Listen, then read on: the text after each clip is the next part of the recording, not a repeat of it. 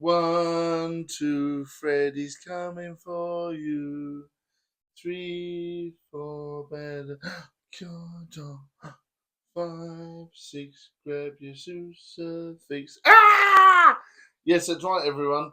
Today we're going to be doing the first of our Halloween spooky reviews, and this one is a doozy. A forgotten one at that. It is a Wes Craven's New Nightmare. Yes, I've reviewed them in a weird order, and yes, I probably will go back and forth with the different Nightmare on Elm Streets and things like that as we go along. But that to be said, this has to be my favourite out of all of them, apart from the first one. The practical effects are back, like the first one. The spooky digital stuff is back as well. Now, let's go into why I love Wes Craven's New Nightmare and why I think it set up other films. Now, we are treated to a new universe, the real world. This isn't apparent straight away until we get the new glove in place. Wow, that looks really cool. On retrospect, it looks like something out of Lord Zed. But you know what I mean? It is around that time period, and I think it would actually look really cool as a Lord Zed glove. When you look at it, I immediately thought, wow, that looks like Lord Zed's glove. But that's beside the point. It's bony, it's realistic, it looked like sinew and grossness, and blood was oozing and pumping in and out. It was definitely an upgrade to Freddy's arsenal. And, you know, there we have it. That was what spurred it on. I was like, ooh, this is interesting. And the radio frequencies were going there. And it was like, is Freddy going to bleed into the real world? And yes, obviously, eventually he does. That's the whole idea. But I was like, ooh, what does this mean? How meta is this going to go? Because they start to flip with, is it actually Heather Langenkamp's real character? Is it actually her, but her mental health? And this is what I was like, ooh, this is really interesting. Let's go aside of the fact that Freddy's going to come back and into the real world and look at the effect of how an actor can take being in a horror film and how that would actually traumatize them and spook them out as well. And I was like, oh, yeah, this is interesting. Is it really Freddy at all? Or is it just Heather gone nuts? And that would have been really interesting if they'd have incorporated that as well. Because I think that was something that they missed out on there. Yes, she was going a bit nutty because of the fact that Freddy was coming back and her child was being affected by Freddy. I couldn't believe it. It was like, wow, when did this come out? When I was 14. This is way before The Ring come out and things like that. That in America at least, that they were like dabbling with these themes of like children being possessed, like in and things like that. And I was like, is the child going to turn into Freddy? It really made me go, oh, what's going to happen next? I'm really scared of this. And they'd already done that in, of course, I think it was Nightmare on Elm Street 2, where Freddy possessed the body of the teenager, you know. So they'd done themes like that in the past, where, you know, he's come into the real world via someone's body. And I was like, are they going to actually do it, where it's like a real world child and they get, possessed? I was like, oh, this is really cool. But yeah, it made me think, do the characters all suffer from like mental health issues from being on the Nightmare on Elm Street films?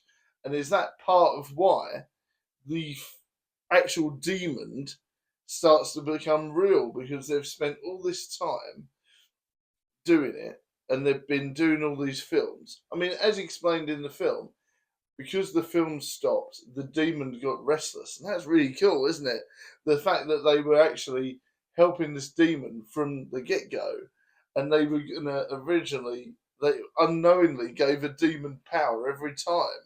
There was a dream demon and all this sort of stuff. So they unwittingly helped in the real world to bring this demon through.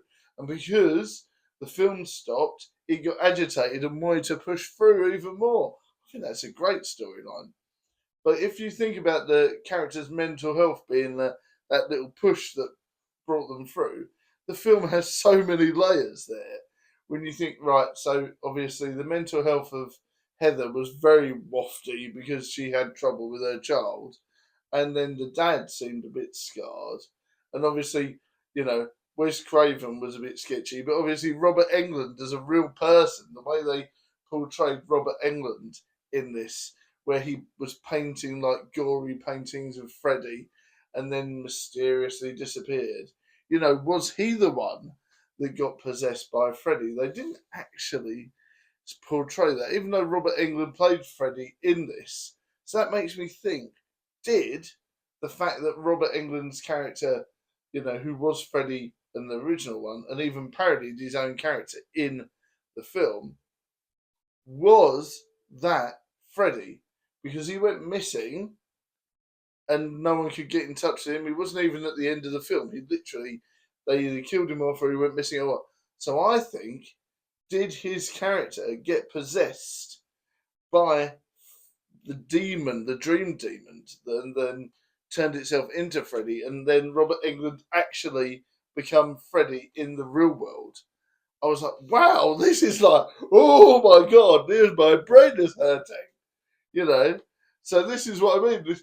It's made me really think on all these different levels of it.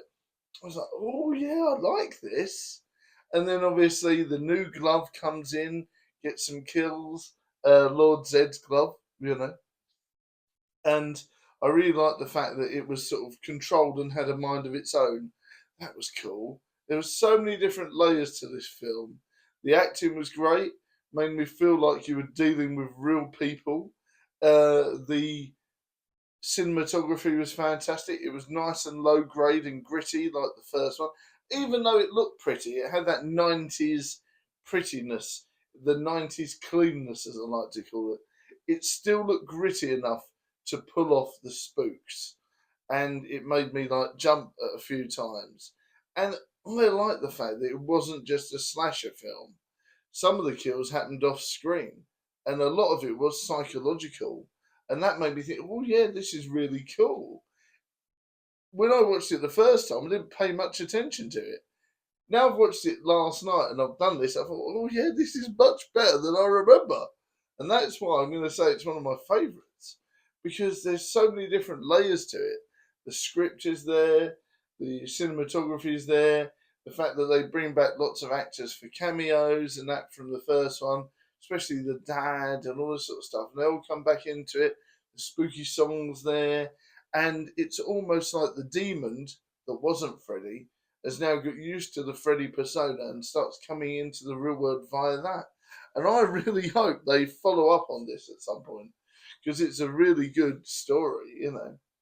So I'm going to give Wes Craven's New Nightmare a good solid 9 out of 10. And I feel that it was the inspiration for Scream 4 and a lot of the Scream films that come along later on, where they had their own film within a film and things like that. It made you think about what we see in reality versus what's actually going on in the backstage.